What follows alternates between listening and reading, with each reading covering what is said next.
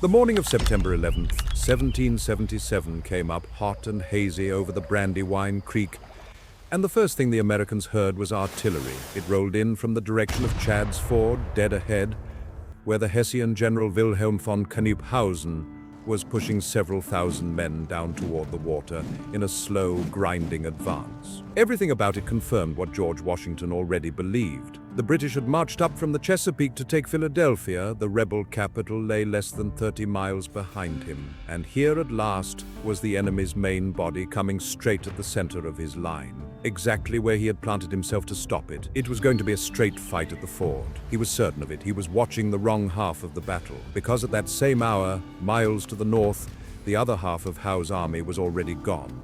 Off his maps, off his flank, moving through country he had barely scouted.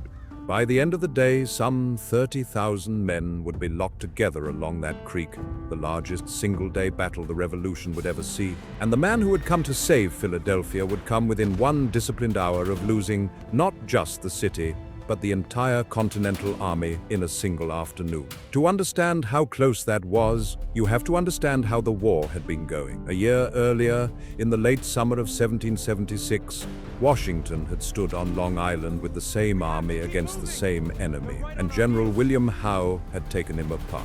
Howe pinned the American front, sent a column on a wide night march around the unguarded end of the line, and rolled the whole position up from the side before Washington ever grasped what was happening. Only a foggy evacuation across the East River had saved the army from capture. New York fell, then the forts on the Hudson fell, and more than 2,000 men were marched off into prison ships. Many of them would never leave. The corps had spent that winter running. Trenton and Princeton brought back some pride. But by September of 1777, the arithmetic was brutally simple. If Howe destroyed this army, there was no other army behind it. There was only the road to Philadelphia. The man marching to do it was not a reckless one. William Howe had learned his hardest lesson 2 years earlier on a hillside outside Boston called Bunker Hill, where he had personally led wave after wave of infantry straight up into entrenched New England muskets and watched whole ranks of his own men vanish. He carried the ground that day. The cost horrified him, and he never forgot it. From then on, Howe became the British Army's master of the maneuver, a general who would walk half a day to avoid a frontal assault, who preferred to arrive on an enemy's flank and make the fight already lost before the first shot. There they are. He was cautious, methodical, fond of his comforts, and genuinely gifted at his trade. At Long Island, he had shown Washington exactly what he was capable of. Now he had come to show him twice. Washington, for his part, had sworn it would never happen again. He chose the Brandywine deliberately, a north-south creek his army could sit behind, a natural moat laid across the direct road to Philadelphia. He massed his strength at Chad's Ford, where that road crossed, and he waited. But the Brandywine held a weakness he could not fully see. Upstream to the north, the creek split and shallowed into a scatter of small fords, some of them barely named, threading through wooded farm country. He had neither the maps nor the horsemen to watch properly. He had built his defense around the crossings he knew. Howe had come for the ones he didn't. On paper, what Howe was doing that morning broke one of the oldest rules of war. Never divide your army in front of the enemy. Think about what that meant. He had split his force in two, sent the larger half on a long march away from the battlefield, and left both wings too far apart to help each other for the better part of a day. If Washington saw through it, if he threw his full weight onto the weaker wing at Chad's Ford, or caught that marching column strung out and exhausted on some back road, it was Howe who could lose an army. It looked less like a plan than a dare. But Howe was not making the dare blind. It was the same maneuver, almost move for move, that had won him Long Island. The attack at the center was never meant to break through. It was meant to be believed, to hold Washington's eyes and Washington's reserves nailed to Chad's Ford, while the real army walked around the end of his line. Speed and secrecy were everything, and Howe had bought both. His flanking columns stepped off in the dark before 5 in the morning, and a thick late summer haze lay over the low ground and swallowed the dust that thousands of marching men should have raised. He had one thing more that Washington did not: local men. Pennsylvania loyalists who had grown up on this ground rode at the head of the column, and they knew every shallow crossing on the upper Brandywine by name, including the ones the Americans had left unwatched, and Howe did not hand the bold wing to someone else and stay safe behind the feint. He rode with it himself, so set the pieces on the board. At Chad's Ford, in the center, Knyphausen held the smaller wing. Several thousand men, plenty of guns, orders to make a loud and convincing show of forcing the crossing, and to go over in earnest the instant the flank attack fell. Facing him across the water sat the bulk of Washington's army, precisely where Howe wanted it, and swinging wide beyond all of it, past the American flank entirely, marched the hammer, Lord Cornwallis, at the head of the main body, Howe at his side, tracing a long arc north and then east, up and over the west branch at Trimble's Ford, across the east branch at Jeffrey's Ford. Better than 15 miles of hard country before the column would turn south and come down behind the American right like a door swinging shut. And here is the part that should trouble anyone quick to call Washington careless. He had not left his right open on purpose. He knew the creek forked somewhere to the north, knew that fords existed up there, and he had posted light troops and cavalry patrols to watch the crossings above his line and send word if the enemy came for them. The trouble was that his picture of the ground ran out before the ground did. He had been assured the nearest usable fords above him were far off, far enough that any flanking force would be seen and reported with hours to spare. What his informants either did not know or did not stress was that the Loyalist guides riding with Howe knew crossings beyond even those, up past the forks entirely. Washington was guarding the door he had been shown.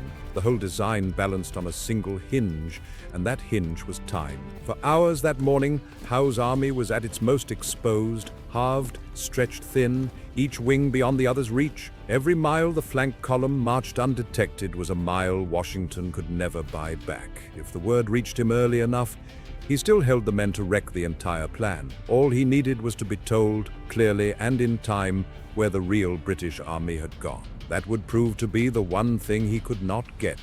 For a few hours that morning, the trap was not yet sprung, and Washington was not blind to the danger. He was drowning in it. Reports came into his headquarters all through the late morning, and his problem was never too little information. It was too much of it, and none of it agreed. Late in the morning, a message reached him that a large British column was on the march up the far side of the creek, moving north toward the forks. If it was true, it was the best news of Washington's day. It meant Howe had divided his army, and it meant the wing sitting in front of him at Chad's Ford was now alone, outnumbered, and ripe to be destroyed before the other half could march back. So Washington began to do the very thing Howe feared most. He prepared to throw his army across the water and fall on Knyphausen with everything he had. Then a second report arrived and stopped him cold. A militia officer who swore he had ridden those very roads himself sent word that there was no British column to the north and that he had seen nothing.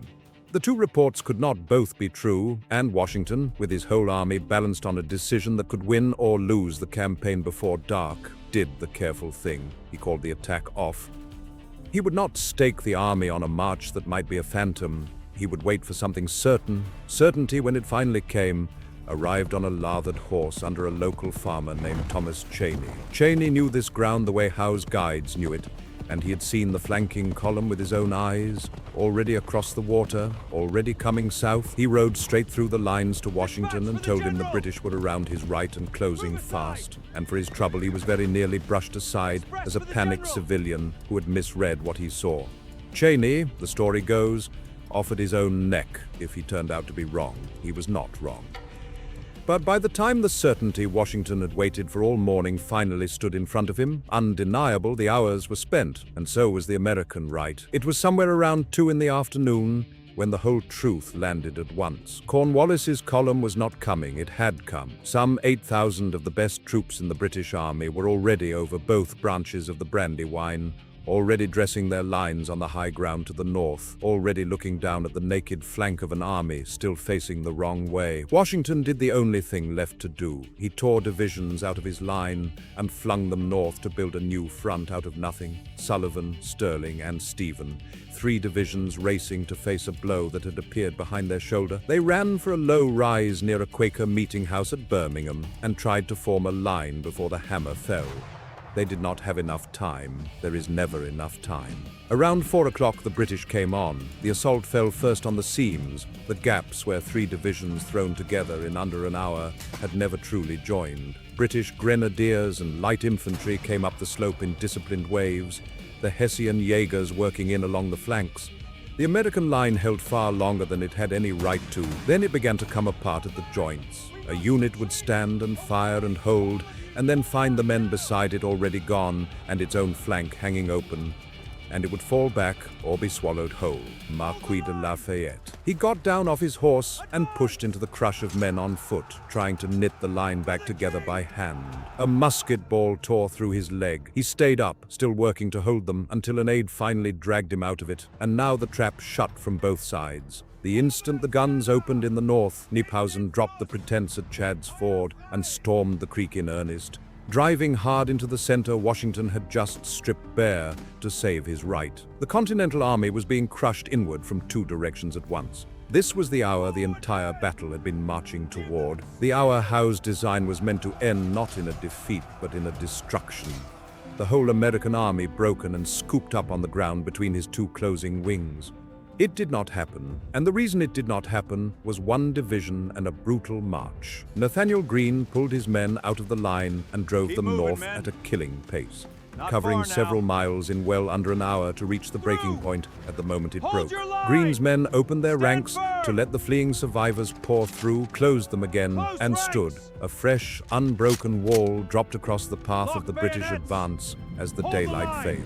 They held that door open and in good enough order, long enough for the rest of the army to stream back through it and away into the dark. When the fighting finally guttered out, the Americans had lost the field, the road to Philadelphia, and somewhere between 1,000 and 1,300 men killed, wounded, and captured. It was better than twice what the day had cost Howe. It was a clean, hard defeat, and by every rule of the maneuver that had just been worked against it, it should have been something far worse than a defeat. Armies caught the way that army was caught did not usually live to see morning. This one did. Think about what really happened on that ground, because it explains why the war did not end there. Howe did not beat Washington with numbers. The 2 armies were near enough matched. He did not beat him with better soldiers, man for man. He beat him with a map. He beat him with a march before dawn and a lie at the center. He beat him with a crossing Washington never knew existed. It was the same move that had broken the Americans on Long Island, run a second time, and it worked a second time almost to perfection. Almost, because look again at the army that lost. It did not rout. It did not melt into the countryside the way a beaten army was supposed to, caught from 2 sides, folded nearly in half. It fought backward through the dark in good order and walked off that field still an army. Washington lost the battle. He did not lose the thing that actually mattered. And that was the lesson he carried out of the Brandywine and never put down.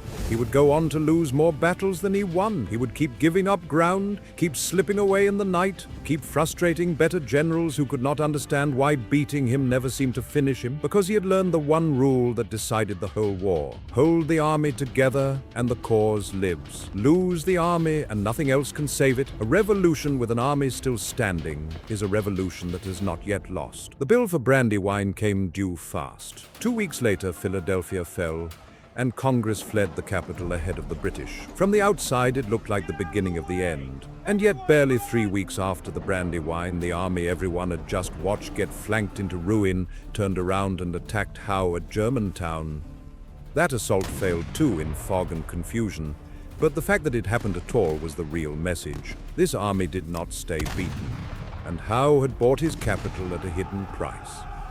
He had spent his whole summer and his whole army chasing Philadelphia, and while he did, a second British army under Burgoyne was left to fend for itself in the north, where that same autumn it was surrounded and forced to surrender at Saratoga. That surrender brought France openly into the war. The army that limped away from Brandywine spent the winter freezing at a place called Valley Forge, where a Prussian volunteer named von Steuben drilled it day after day into something it had never been before. And it came out the far side, a professional force that could stand against British regulars in the open and not break. And the wounded French boy who had bled into the grass at Birmingham Lafayette healed, took a real command, and became one of the strongest threads binding the Continental Army to the nation that finally came to save it. Today the ground is quiet, The rolling fields along the Brandywine are a preserved battlefield park, and the small stone Quaker meeting house at Birmingham still stands near where the American line tried to form. On the day of the battle, its benches were dragged aside and its floor turned into a surgeon's table for the wounded of both armies, and soldiers who died there lie in the ground around it still. The walls look out today over the same slope the Grenadiers once climbed. Somewhere in the local memory, too, is a farmer named Cheney, who saw the truth before any general did, and was very nearly waved away for it. On a still afternoon, it is one of the most peaceful places in Pennsylvania, which is worth remembering because it was once the field where the Revolution nearly ended in a single afternoon and somehow didn't. If this one pulled you in, subscribe. A surprising number of the war's turning points were battles the Americans lost, and there are more of them coming. Give the video a like if you made it to the end, and settle something in the comments for me. If Washington had trusted that farmer the first time and thrown his weight onto Knyphausen's isolated wing at noon, does he win the largest battle of the war or lose the whole army trying? I'll be reading the arguments.